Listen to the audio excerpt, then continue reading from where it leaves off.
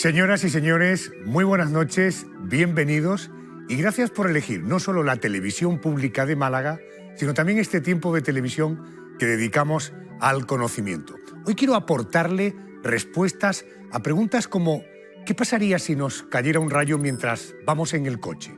O, por ejemplo, ¿usar el teléfono móvil justo antes de dormir es perjudicial para el sueño? Oiga, ¿se han preguntado alguna vez por qué a la Guardia Civil se le llama benemérita? ¿O por qué las abejas hacen miel? Ah, y una más. ¿Sabrían ustedes decirme cuál es el órgano interno más grande del cuerpo? Bueno, cuestiones que nos van a llevar a desarrollar estos contenidos durante los siguientes minutos.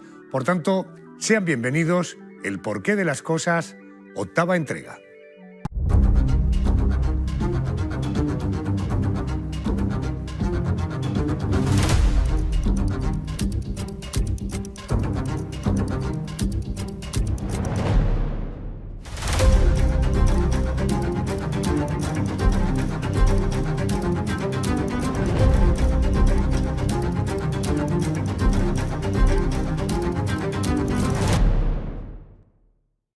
Les voy a dar un dato. Cada año caen en nuestro país más de 1 millón de rayos. Las tormentas eléctricas pueden ser hipnóticas, pero también pueden tener consecuencias realmente desagradables o, como se ha puesto ahora de moda, efectos o consecuencias indeseables. Bueno, de hecho, es una de las principales causas de muerte relacionadas con fenómenos meteorológicos. Seguro que han oído alguna vez que si hay rayos, debemos evitar refugiarnos debajo de un árbol, porque el resultado podría ser letal. Que tampoco es buena idea resguardarnos bajo estructuras metálicas, y mucho menos si son altas y tienen forma puntiaguda. O que durante una tormenta eléctrica nunca debemos tumbarnos en el suelo, porque el rayo podría directamente atravesarnos. Oiga, pero ¿y si esa tormenta nos sorprende mientras viajamos en el coche? ¿Existe peligro de que nos caiga un rayo cuando estamos refugiados en un coche? Se lo voy a preguntar a Héctor Socas, es investigador científico del Instituto de Astrofísica de Canarias. Muy buenas noches y bienvenido. Hola, ¿qué tal? Buenas noches. Gracias. Buenas noches. Oiga, lo primero es la definición. ¿Qué es un rayo y qué es lo que lo genera? ¿Qué circunstancias se tienen que dar para que se produzca una tormenta eléctrica? Bueno, un rayo es una descarga de la carga que tiene acumulada una nube que se genera por electricidad estática. Esto es muy parecido cuando éramos niños y jugábamos a frotar un bolígrafo con una prenda de lana y entonces se cargaba y podíamos hacer papelitos.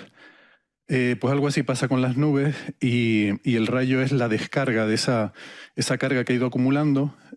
Cuando llega un punto que es excesiva, se descarga a través del aire y llega a la Tierra, o puede ir a otra nube para transferir esa carga que tiene la nube acumulada. Correcto. Héctor, ¿hay lugares del mundo en los que las tormentas eléctricas sean más frecuentes? Por ejemplo, aquí en el sur de España, si nos comparamos con otros lugares, ¿es más o menos habitual que se produzcan? Sí, depende. La frecuencia a la que hay rayos depende sobre todo del clima y de la localización del sitio. Hay lugares del mundo donde ocurren mucho más a menudo descargas eléctricas, pues típicamente las selvas del centro de África, en Sudamérica, porque son sitios muy húmedos. Y bueno, España en particular no es especialmente, en ese sentido, no tiene una frecuencia muy alta de rayos comparada con otros países. También, bueno, nuestro país es bastante seco. Y dentro de España es sobre todo la zona mediterránea, la costa este, desde Valencia hacia el norte, hacia Cataluña y un poco hacia el interior, hacia Aragón. Es la zona donde hay más frecuencia de tormentas eléctricas y de rayos. Correcto. Entremos en la hipótesis que planteábamos. Si una tormenta eléctrica nos sorprende mientras vamos en el coche, ¿es posible que nos caiga un rayo estando dentro del coche?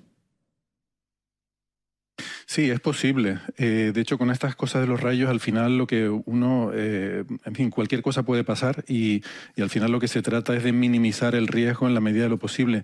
Uno siempre tiene que intentar refugiarse en una edificación. Es el sitio más seguro y es lo que dicen siempre, lo que recomiendan los expertos. Si eso no fuera posible, porque nos pilla en un descampado muy lejos de todo, El coche es un lugar relativamente seguro.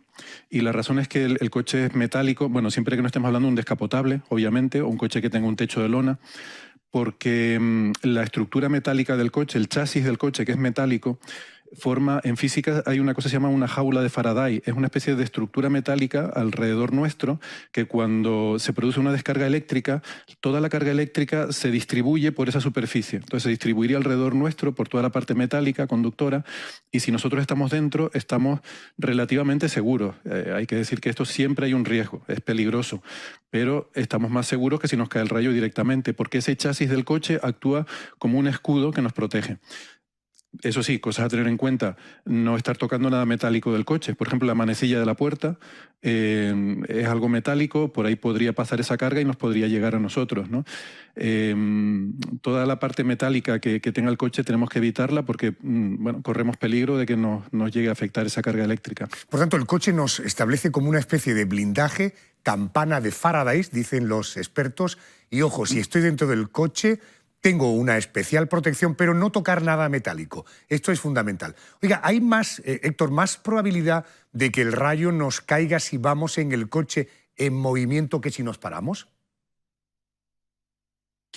Pues eso no sabría contestar a esa pregunta. Yo creo que es indiferente. No se me ocurre ninguna razón por la cual que estemos moviéndonos o que estemos estacionarios vaya a suponer una diferencia, ¿no? Así a priori no se me ocurre que sea diferente. Eso, a tener en cuenta que evidentemente una descarga eléctrica es algo que de un rayo, algo tan potente como un rayo, va a generar mucho calor. Puede haber incluso pequeñas explosiones de la batería, daños al sistema eléctrico. Pueden saltar los airbags, por ejemplo, es algo que ocurre a menudo, se daña el sistema eléctrico. El coche quedaría inutilizado, eso sí hay que tenerlo en cuenta. Probablemente reventaría los neumáticos, el sistema eléctrico, todo eso, pero lo importante es que nosotros estaríamos relativamente a salvo. Siempre hay un riesgo, insisto, lo ideal es refugiarse en una edificación, pero si eso no fuera posible, yo creo que lo mejor es estar dentro del coche, no fuera, no cerca, sino dentro del coche. Dentro del coche, desde luego, el rayo es posible que no te mate, espero que el susto tampoco. Imagínense airbag, neumático reventando, batería saltando, en fin, todo un espectáculo dentro del coche. La ventanilla trasera también, porque tiene estos alambres para desempañar y por ahí, por esos alambres también se va a propagar toda esa carga, se va a generar mucho calor. Es habitual también que estalle esa ventanilla trasera. Correcto. O sea, sí, el susto puede ser tremendo. Un puñetero desastre, claramente. Oiga, ¿nuestra vida correría peligro si nos cayera un rayo estando dentro del coche?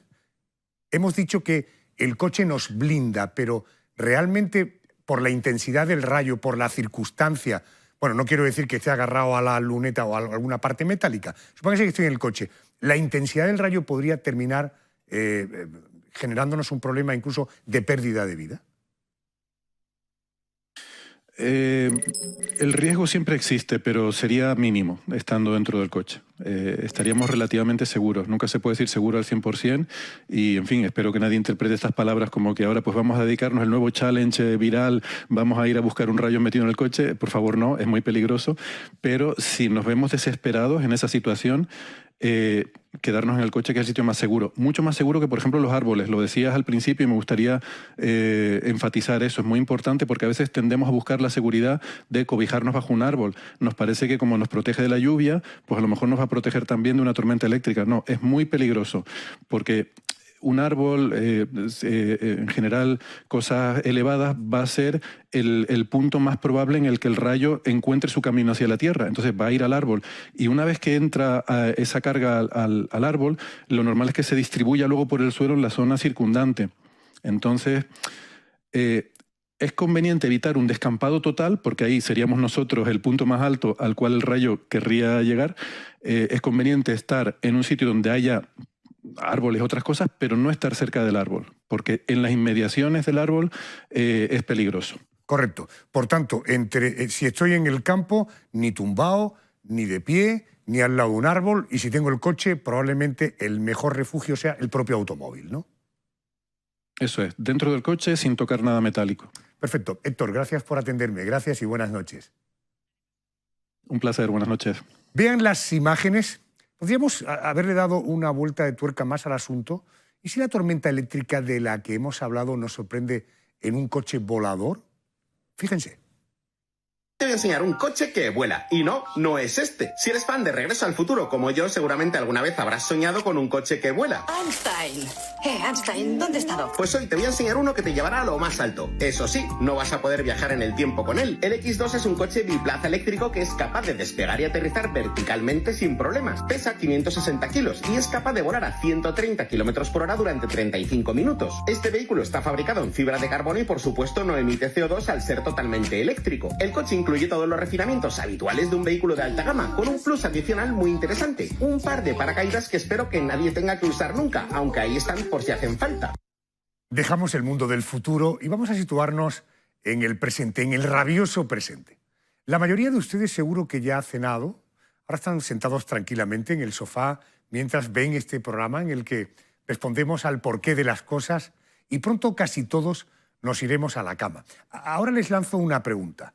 Justo antes de dormir, ¿qué suelen hacer ustedes? ¿Suelen responder directamente a los compañeros que le envían algún mensaje? ¿Suelen consultar alguna información de última hora en el móvil? En todo caso, los compañeros de Canal Málaga han salido a la calle y han hecho esta pregunta. Pues mira, yo siempre antes de dormir lo que hago sobre todo es ver la tele, las series o lo que haya, y sobre todo ver las noticias en el móvil, que me gusta siempre echar un vistazo antes de dormir. Veo siempre alguna serie y demás, luego ya me voy para la cama y normalmente la verdad que me pongo a mirar las redes sociales, que sí, Instagram, TikTok, hay algunos vídeos y luego ya está, poco más. Pues al final, como tengo todo el día el móvil en la mano, lo acabo mirando. Yo intento que no, pero al final siempre alguna cosa acabo viendo, bien redes sociales, Instagram, Reels, porque al final me voy enganchando, Twitter, y también al final también acabo viendo algunas de las cosas que han pasado en el mundo que no me da tiempo a ver, porque estamos pendientes de lo local durante el día. Pues yo después de cepillarme los dientes me meto en la cama y lo que suelo hacer ya justo antes de quedarme dormida es consultar un poco mis redes sociales, echarles un vistazo y por lo general también las portadas de los principales periódicos por si ha ocurrido algo de última hora que yo no me he enterado. Pues intento ver siempre una serie para desconectar, empiezo en el sofá y luego me voy a la cama y en mitad cojo el móvil para ver las redes sociales, el WhatsApp, los correos e informarme un poco. Bueno, pues en principio ver un poco por dónde anda la actualidad, ver redes sociales para ver que está todo cerrado, periódicos y eso, y luego ya para desconectar, pues cosas un poco ya para desconexión, pues deporte, ligas de estas que hay con los compañeros y actualizar un poco eso y ya a dormir. Pues hombre, yo normalmente siempre veo algo un poquito la tele y luego cuando me acuesto, incluso ya dentro de la cama, siempre bicheo el móvil y redes sociales y lo que vea por ahí. Sí, miro el tiempo del día siguiente para saber si levantarme antes o no, para sacar los perros, sí o no, para secarlos con toalla, sí o no, y contar con tiempo extra antes de venir a trabajar o no. Y le echo un ojillo a cosas que han pasado hoy al periódico y ya está, y ya me voy a dormir.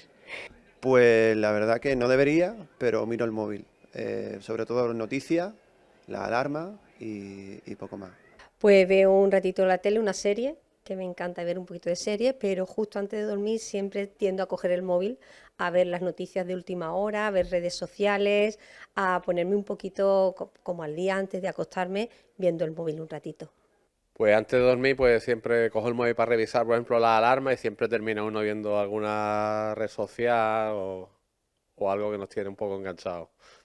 Pues justo antes de ir a dormir lo que hago es conectar la alarma del móvil y revisar correos, redes sociales así de manera muy rápida y algún mensaje de WhatsApp y poco más. Eso cuando me doy cuenta de que me voy a quedar dormida. Si no hay veces que me quedo dormida y no me da tiempo a nada absolutamente y no reviso nada ni nada de nada, pero generalmente hago eso. Evidentemente no hemos salido a la calle. Rostros conocidos, mis compañeros de Canal Málaga, donde probablemente hay total unanimidad. Antes de dormir, echamos un vistazo al móvil. Oiga, usar el móvil justo antes de dormir es una costumbre, como han visto, muy extendida. ¿Pero esto es recomendable? Vamos a preguntar a una experta, es Victoria Fernández, jefa del Servicio de Neurofisiología del Hospital Regional de Málaga. Doctora, muy buenas noches. Buenas noches, ¿qué tal? Buenas noches. Oiga, ¿mirar el móvil, el teléfono móvil, perjudica nuestro sueño, lo beneficia o es completamente indiferente? Pues claramente lo perjudica. Y me he quedado sorprendida porque yo sé que está muy difundido esto de mirar el móvil justo antes de dormir, pero si se fija, absolutamente todas las personas han contestado que lo miran y es claramente perjudicial. Vamos a explicar las razones, vamos a explicar las causas. ¿Por qué la luz que emiten los dispositivos electrónicos son tan perjudiciales para el sueño? ¿Qué tiene esta luz para que sea realmente tan perjudicial? Bueno, hay dos motivos por los cuales el móvil es muy malo para conciliar el sueño. Y uno, como ha comentado, es la luz. La luz que emiten los móviles es una luz azul y la luz azul simula la luz diaria, la luz matutina. De manera que imagínese que su cerebro piensa, cuando mira la pantalla del móvil, el cerebro piensa que está amaneciendo. Y deja de segregar la melatonina, que es una hormona que ya está bastante conocida por la población, pero no sabemos bien la influencia que tiene y tiene una gran influencia sobre el sueño. Cuando tú miras en la pantalla del móvil con esta luz azul, piensas el cerebro que estás empezando a despertarte, de manera que pues se produce un insomnio claro.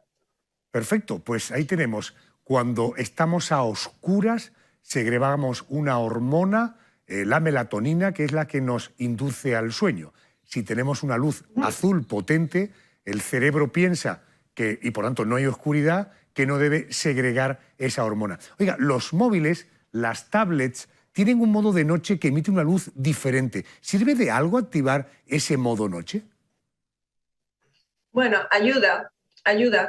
Sí ayuda un poco en este mecanismo que hemos hablado de la luz azul, ayuda discretamente, pero el segundo mecanismo por el cual el móvil es sumamente perjudicial para conciliar el sueño es que el móvil, lo han visto en las entrevistas que han hecho, lo que haces es mirar pues, redes sociales, pues las noticias, miras cosas que generan cierta ansiedad muchas veces. Pues el compañero que te pide un trabajo que no has terminado y realmente lo que tienes que hacer ahora es dormir. Entonces, no solamente que bajemos la luz azul de nuestro dispositivo, que puede mejorar este mecanismo de implicada la melatonina, sino que además tienes que intentar desconectar. Antes de dormir hay que desconectar claramente de la vida diaria y el móvil no ayuda en esto, en nada. Sin embargo, los libros electrónicos, que es otro dispositivo electrónico, la lectura suele inducir al sueño. En el caso de los libros electrónicos que incluso tienen una luz para la noche y una luz para el día, ¿estos son menos perjudiciales? Son un poco menos perjudiciales. Lo primero, si se fijan, son libros. Los libros, bueno, pues es una lectura agradable y que en general, pues salvo que sea muy emocionante, pues te va a inducir el sueño. Y la luz que tienen es una luz diferente. Es una luz que en vez de emitir hacia adelante, la emite desde arriba, digamos. Y esa es la ventaja que tienen estos dispositivos con respecto al sueño, que al emitir la luz desde arriba no incide tanto en este mecanismo de segregación o no de la melatonina. Vamos a las consecuencias de usar, vuelvo al teléfono móvil, de usarlo justo antes de dormir. ¿Cómo afecta eso a nuestro sueño? Bueno, pues radicalmente hay una falta de inducción al sueño entre la luz azul y la ansiedad que genera pues el conocer noticias nuevas todo el día, todo el rato, y en ese momento que justamente tienes que bajar el ritmo, pues no lo bajas, sino que lo vuelves a subir. Este es un problema de inducción del sueño. Entonces, si no duermes un número de horas suficientes, pues todos sabemos que al día siguiente no rindes igual, que estás cansado y es muy importante. En adultos, por supuesto, y imagínense en adolescentes, y bueno, no voy a decir niños, pero los adolescentes mucho más, que están mucho más enganchados a los móviles, necesitan más horas de sueño y cada vez vemos más problemas de sueño en adolescentes y mucho tiene que ver con las pantallas. Las pantallas a la hora de irse a dormir deberían de estar prohibidísimas. Bien, complemento a la explicación de la experta recordando que el sueño no es solo cantidad de horas, que es relevante, sino también la calidad del sueño es muy importante. Oiga, una curiosidad. Teniendo en cuenta que el uso del móvil perjudica a nuestro sueño, a una persona que trabaje de noche, no sé, como vigilante de seguridad o que tenga que permanecer en vela una noche por algún motivo, ¿mirar el móvil le ayudará o no a dormirse? ¿El efecto es tan directo? Bueno, este es un problema un poco más complejo porque cuando estás trabajando por turnos, lo que hace el cerebro es adaptarse a esos turnos y el segregar melatonina o no depende del momento del turno en el que te encuentras. Entonces, no es un efecto tan directo, ¿vale? Pero a estos señores que trabajan por la noche sí que les ayuda un poquito a mantener la vigilia, ¿eh? Así que, bueno, pues sí, pero lo que tienen que hacer es dejarlo directamente cuando tengan que dormir, que es pues, al día siguiente por la mañana. Imagínese que los compañeros de Canal Málaga que han participado en esta instantánea que hemos hecho antes de empezar nuestra conversación, le están viendo ahora a todos y todos le escuchan. Oiga, ¿cuánto tiempo antes de dormir deberíamos prohibirnos usar estos dispositivos? Pues un mínimo de 1 hora. En general debemos de hacer unas rutinas de sueño antes de irnos a dormir, pues hay que hacer 2 horas antes. Si quieres hacer ejercicio es muy bueno, el ejercicio físico pues 2 horas antes, e ir bajando el ritmo gradualmente. Entonces, como mínimo 1 hora antes, el móvil debe estar apartado de la habitación para poder ir induciendo este sueño de forma natural. No hace falta pastillas para dormir, hace falta hacer una buena rutina al respecto. Y esta hora antes de dormir, el móvil fuera, es lo mejor que se puede hacer. Lo dice una experta, para esa desconexión que necesitamos para entrar en el proceso del sueño, al menos 1 hora antes se acabó el móvil. Que no pasa nada, no van a pasar nada en el mundo para que tengamos que estar minutos antes de dormir pegados al teléfono. Doctora, es la jefa de servicio de neurofisiología del Hospital Regional de Málaga, conocido popularmente como Carlos Haya. Doctora, gracias y buenas noches. Buenas noches, muchas gracias a ustedes. Gracias, doctora. Bueno, a lo mejor usted es de los que mira el móvil hasta justo antes de dormir, como ocurren con mis compañeros, pero no puede parar de ver en Internet vídeos tan curiosos como este. Fíjense. Esto no es magia. Este es un experimento científico de la vida real. Poner un trozo de cinta adhesiva en la superficie de un globo lleno de agua. Perfore suavemente. El agua fluye como si el tiempo se detuviera. Este es el fenómeno del flujo laminar. Poner un poco de bicarbonato de sodio en el fondo de una olla ennegrecida. Y rociar un poco de vinagre blanco. Es fácil dejar el fondo de una sartén como nuevo. Después de remojar un huevo crudo en vinagre blanco durante un día, el huevo resultará muy flexible y claro. Espolvorear unos granos de sal sobre los huevos. Los huevos están listos para ser apilados. Sigue introduciendo los lápices en la bolsa Ziploc llena de agua. Aunque pongas un montón de lápices en la bolsa, el agua nunca sale de la bolsa. Poner un trozo de papel de seda en la parte superior de la botella llena de agua. Es increíble cómo un fino trozo de papel de seda puede sellar toda una botella de agua. Aplicar cinta adhesiva a la superficie del globo. El globo puede ser golpeado en el suelo como una pelota de baloncesto. Tira una cerilla encendida en el vaso. Un globo puede levantar fácilmente un vaso sin que se caiga. Yo les prometo que he intentado alguno de ellos y no me ha salido ninguno. Bueno, dicho esto, ahora nos cuadramos porque vamos a hablar de la Guardia Civil. Los orígenes de la Guardia Civil se remontan a mediados del siglo XIX. En 1844, Francisco Javier Girón, segundo duque de Ahumada, fundaba el cuerpo, convirtiéndose además en su primer director general. Unos meses después, ya en septiembre, tenía lugar la primera aparición pública de la Guardia Civil ante el Gobierno de España, con casi 2.000 hombres, la mayoría a pie y otros a caballo. Los primeros guardias civiles sobre ruedas llegarían con el inicio del siglo XX, cuando comenzaron a verse los primeros agentes patrullando en bicicleta. Más tarde se incorporaría el motor, hasta llegar en los 80 a aquel mítico Renault 4 blanco y verde. Por cierto, el color verde de su vestimenta se incorporó en los años 20 del pasado siglo, mucho después que el tricornio, que comenzó a utilizarse poco después de la fundación del cuerpo. En sus casi 200 años de historia, la Guardia Civil ha tenido distintos papeles en la España de cada época y también ha ido ampliando sus funciones, hoy de la vigilancia del tráfico a la protección de la naturaleza, pasando por rescates en montaña y mar, lucha antiterrorista y persecución de la delincuencia informática. Actualmente la Guardia Civil depende de los Ministerios de Interior y de Defensa. Cuenta con más de 2.000 instalaciones en todo el territorio nacional y más de 80.000 efectivos. Esa es la historia o parte de la historia de la Guardia Civil, o lo que es lo mismo, la Benemérita. Y ahí me quiero detener, Benemérita. Vamos a hablar con Miguel López, es historiador, es comandante de la Guardia Civil. Comandante, muy buenas noches y bienvenido a la Televisión Pública de Málaga. Hola, buenas noches. Buenas noches. Oiga, ahora hablaremos de la denominación. Antes le quiero preguntar, ¿qué propició el nacimiento de la Guardia Civil? ¿Por qué se creó la Guardia Civil?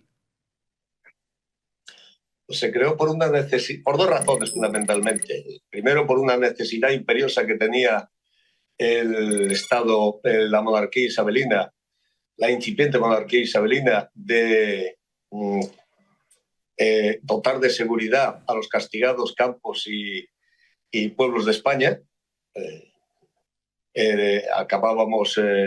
Habíamos tenido reciente una guerra de independencia devastadora, a la que siguió luego una guerra civil, la primera guerra civil carlista, que duró ni más ni menos que 7 años, que impidió la reconstrucción, y esto generó mucha inseguridad, generó que proliferasen las partidas de bandoleros, malhechores y tal, que sembraban de inseguridad los campos de España y azotaban la economía de una manera bastante acentuada.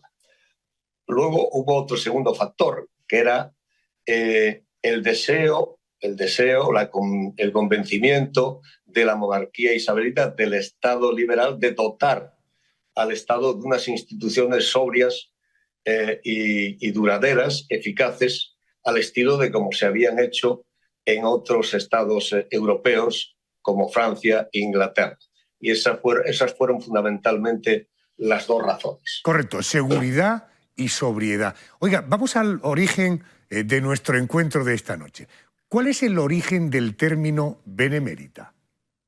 El origen del término benemérita, en rigor, nace del contenido de varios artículos de la cartilla del Guardia Civil, del reglamento para el servicio de la Guardia Civil que elabora el Duque de Ahumada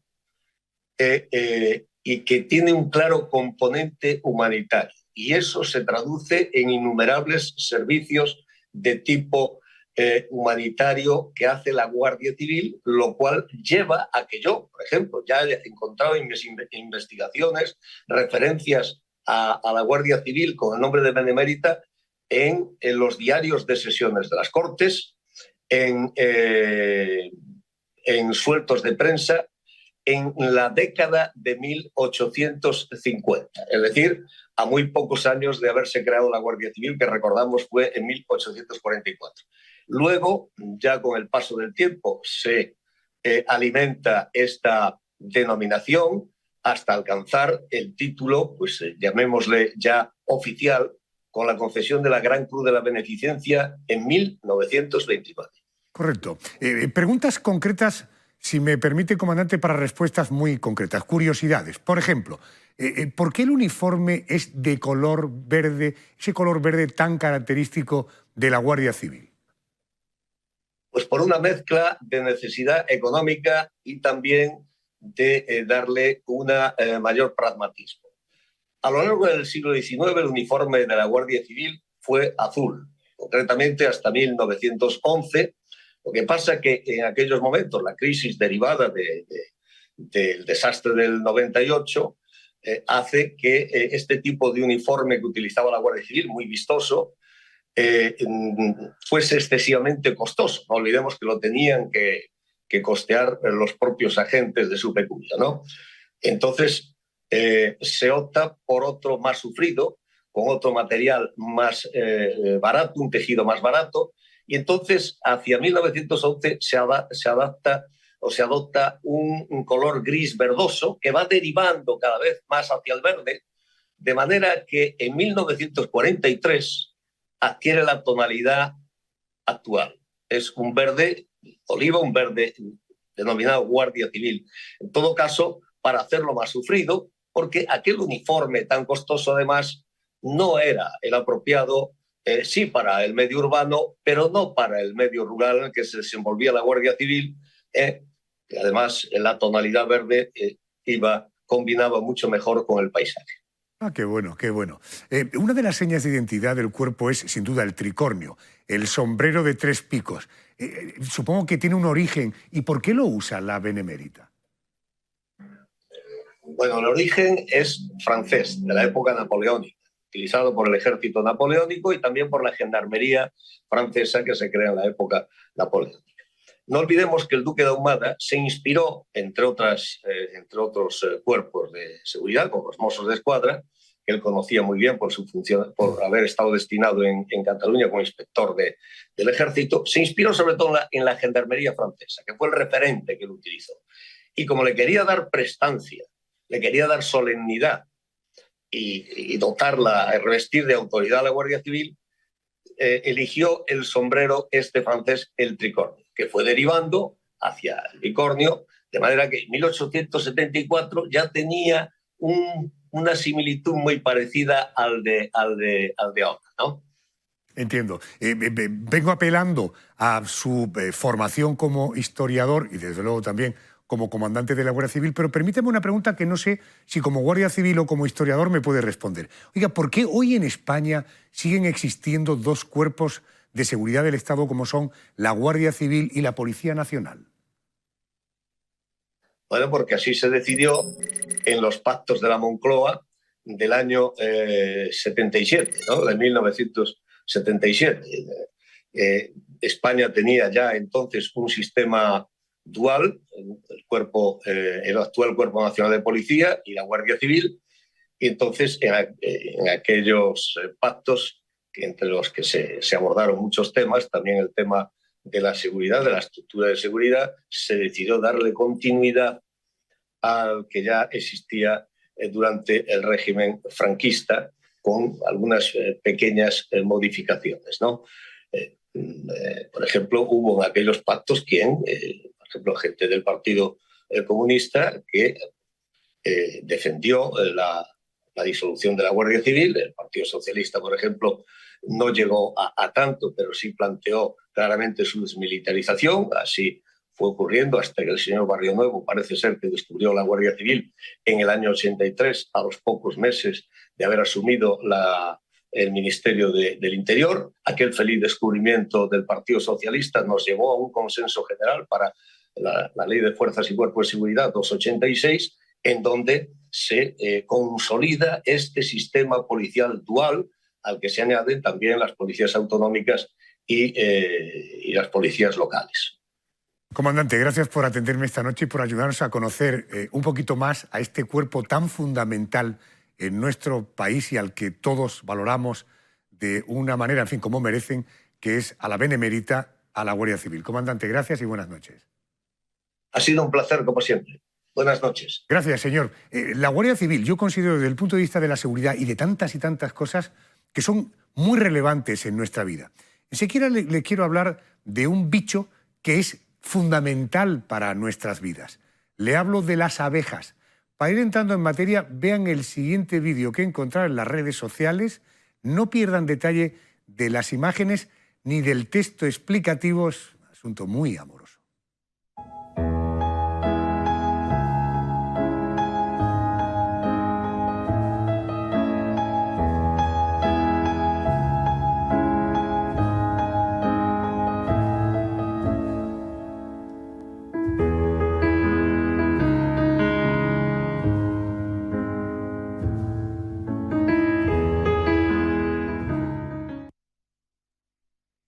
Pasión, en este caso pasión trágica, ¿verdad? Bueno, de ella, en fin, y ahora entenderán, dicen que es muy rica en proteínas, que tiene un gran poder hidratante, que es un aliado ante el dolor de garganta, que tiene propiedades antiinflamatorias, que nos ayuda a hacer la digestión, además de que es una alternativa al azúcar muy natural y, por supuesto, que está muy rica, que está muy buena.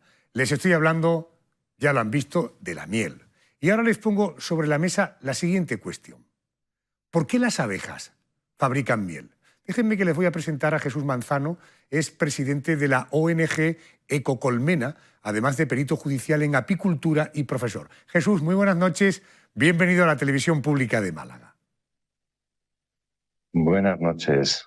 Buenas noches. Oiga, las imágenes que tenemos todos en la cabeza, una abeja se posa sobre una flor, extrae el polen, el néctar de la flor y a partir de ahí comienza el proceso de fabricación de la miel. ¿Cómo es ese proceso? Bueno, es un proceso que comienza en la propia flor. La abeja inyecta unas enzimas que van a ir descomponiendo los azúcares complejos. Básicamente van a ser glucosa y fructosa.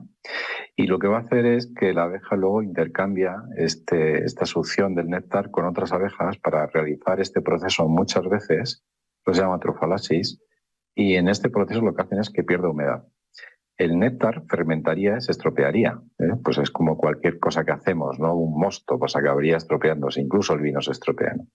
Pero las abejas lo que hacen es que le bajan la humedad por debajo del 18%, aparte que inyectan estas enzimas, incluso agua oxigenada, sustancias que van a hacer que la miel no se estropee nunca si se mantiene por debajo de esa humedad. Es decir, ninguna bacteria ni ningún hongo pueden sobrevivir dentro de la miel porque la miel adquiere la humedad de las células y las destruye. Esto es un proceso de conservación de alimentos. La abeja ha sido suficientemente inteligente para conservar el néctar, que es lo que realmente les gusta, como miel, que es algo pues como nosotros un salazón, como un congelado, como algo que va a quedar conservado para el futuro. Qué bueno, conservante, ¿verdad? Oiga, ¿hay flores especialmente apropiadas para que ese proceso de elaboración se produzca y pronto que se produzca la miel? Sí, claro. Bueno, primero hay un grupo de flores que se autofecundan a sí mismas, con lo cual la abeja no interviene porque no tiene premio. La abeja va a ir cuando la flor tiene suficiente polen, que es la proteína vegetal con la que construyen su cuerpo cuando están creciendo. El polen es básicamente proteína vegetal con aminoácidos, con enzimas, con vitaminas, una cosa increíble. Pero néctar. El néctar también es importante, que es como ir a la gasolinera a cargar de combustible, esa es la energía. ¿Qué flores hacen esto? Pues la gran mayoría de las flores, también digamos que son entre comillas inteligentes, recompensan a un insecto para que colaboren en su proceso de reproducción sexual. ¿Y qué flores son las que más nos gustan a nosotros acabadas como miel? Pues hay una variedad enorme de gustos. A la gente del norte de España les gustan las mieles oscuras, grumosas, que vienen de mielatos, que son como de bosque, de otoño, de invierno. A la gente de aquí, donde estoy yo, nos gusta más la miel que tiene muchos tonos aromáticos, como por ejemplo la lavanda, el romero, el tomillo. Cada flor va a generar un color, un aroma y una consistencia diferente.